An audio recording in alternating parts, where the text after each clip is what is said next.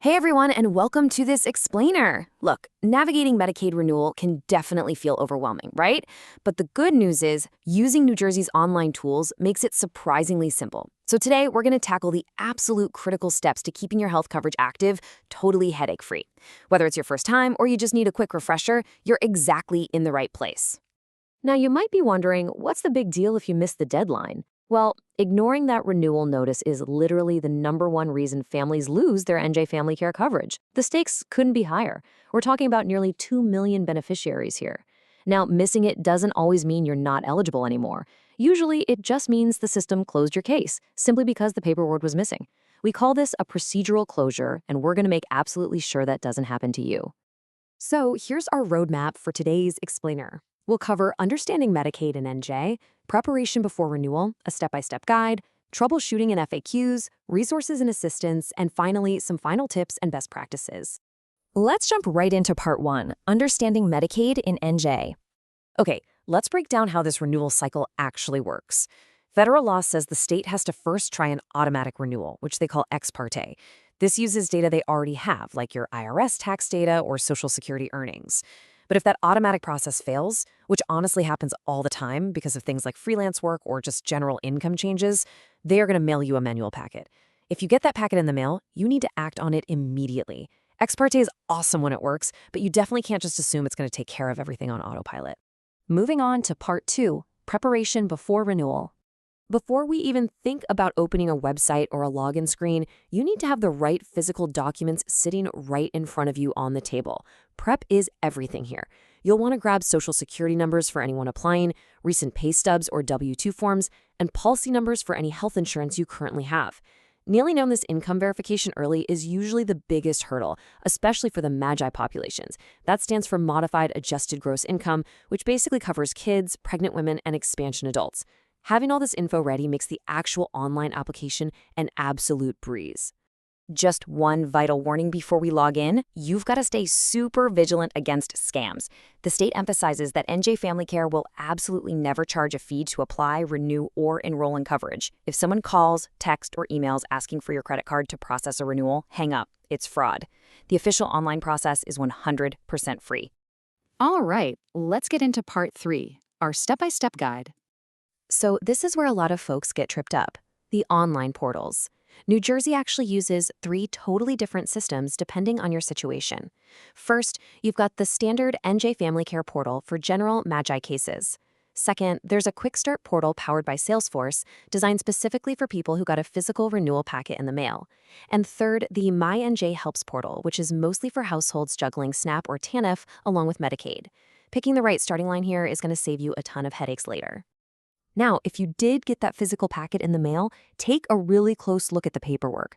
You're going to see a 12-digit alphanumeric invitation code printed right on it. That code is basically your VIP Fast Track ticket. It lets you completely bypass the usual account registration delays. You just go to the Salesforce Quick Start page, type in that code, and boom, the system pulls up your specific pre-populated renewal application. It is hands down the fastest route. But hey, if you don't have that quick start code, no worries. You'll just need to set up a standard account. It's super straightforward. Pop in your name, phone number, and email. But here's the kicker. You absolutely have to use an email address that is unique to you. The system has really strict security rules. If you try to use, say, a shared family email that's already linked to another Medicaid account, it's going to literally halt your registration and throw an error. So, unique email only. Once you've created your password, you're going to get an automated email with a verification link. You just have to click that link to activate your portal access for the first time.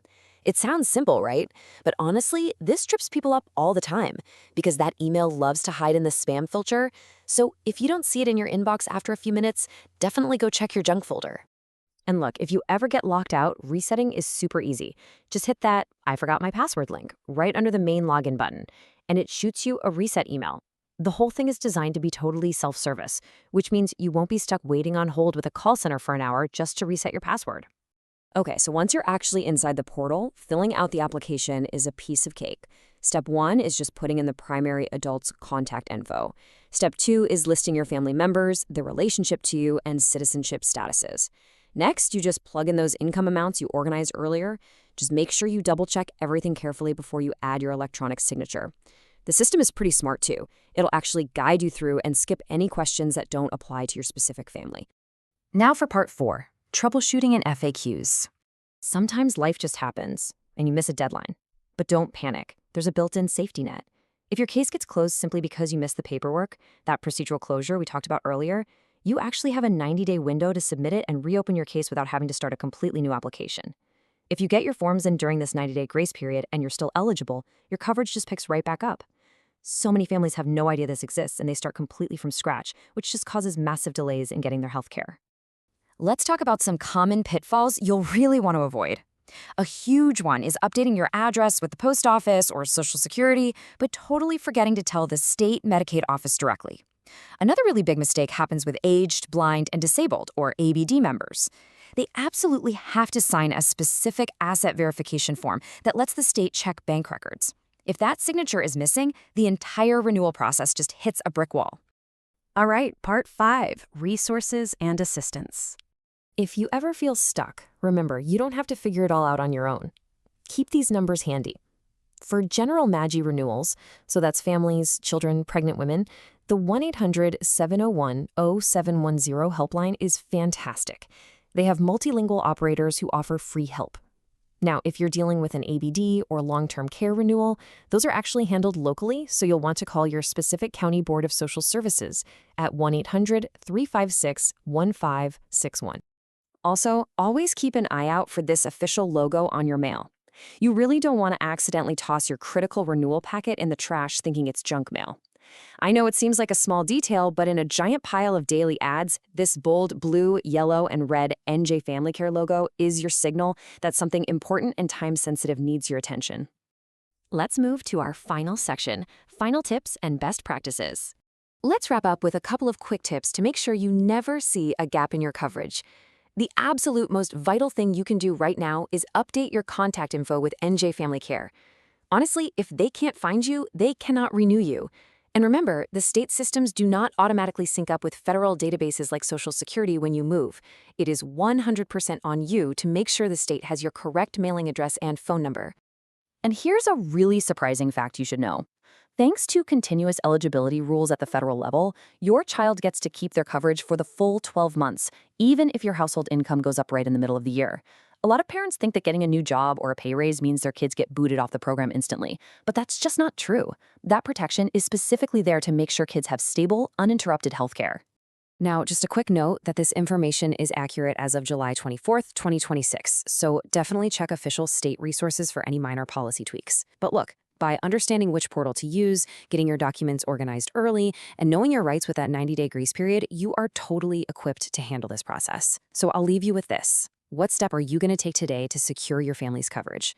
Are you going to track down those W-2s or maybe just log in to double-check your mailing address? The power to stay covered is literally right at your fingertips.